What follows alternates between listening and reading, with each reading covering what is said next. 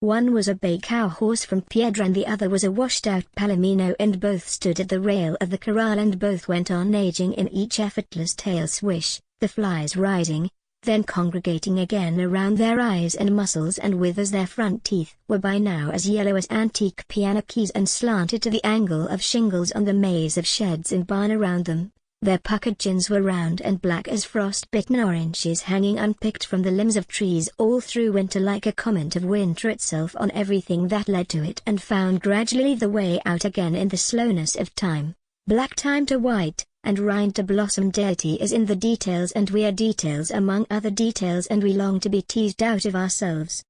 and become all of them. The bay had worms once and had acquired the habit of drinking orange soda from an up-tilted bottle and nibbling cookies from the flat of a hand, and liked to do nothing else now, and the palomino liked to do nothing but gaze off at traffic going past on the road beyond vineyards, and it would follow each car with a slight turning of its neck, back and forth, as if it were a thing of great interest to him. If I rode them, the palomino would stumble and wheeze when it broke into a trot and would relapse into a walk after a second or two and then stop completely and without cause. The bay would keep going though it creaked underneath me like a rocking chair of dry, frail wood, and when I knew it could no longer continue but did so anyway, or when the palomino would stop and then take only a step or two when I nudged it forward again, I would slip off either one of them, riding bareback, and walk them slowly back, letting them pause when they wanted to. At dawn in winter sometimes there would be a pane of black ice covering the surface of the water trough, and they would nudge it with their noses or muzzles, and stare at it as if they were capable of wonder or bewilderment.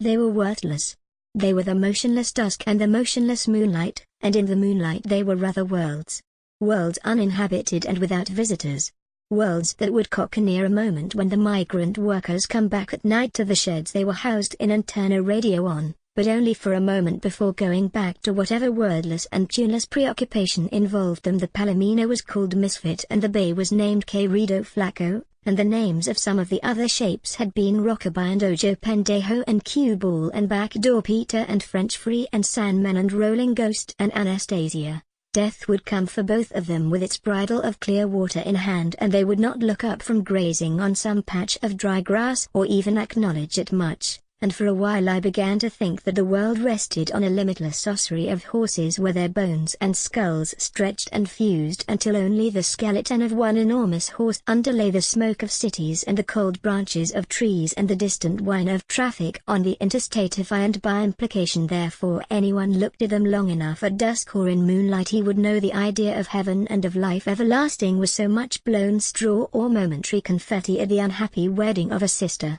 Heaven was neither the light nor was it the air, and if it took a physical form it was splintered lumber. No one could build anything with heaven was a weight behind the A's, and one would have to stare right through it until he saw the air itself, just air, the clarity that took the shackles from his eyes and the taste of the bit from his mouth and knocked the rider off his back so he could walk for once in his life or just stand there for a moment before he became something else. Some fly speck on the wall of a passing and uninterruptible history whose sounds claimed to be a cheering from bleachers but were actually no more than the noise of cars entering the mouths of a tunnel. And in the years that followed he would watch them in the backstretch or the far turn at Santa Anita or Del Mar. Watch the way they made it all seem effortless, watch the way they were explosive and untiring, and then watch the sun fail him again and slip from the world, and watch the stand slowly empty. As if all moments came back to this one, inexplicably to this one. Out of all he might have chosen heaven with ashes in its hair and filling what were once its eyes, this one with its torn tickets littering the aisles and the soft racket the wind made. This one, which was his. And if the voice of a broken king were to come in the dusk and whisper to the world, that grandstand with its thousands of empty seats, who among the numberless you have become desires this moment which comprehends nothing more than loss and fragility and the fleeing of flesh, he would have to look up at the quickening dark and say, me. I do. It's mine.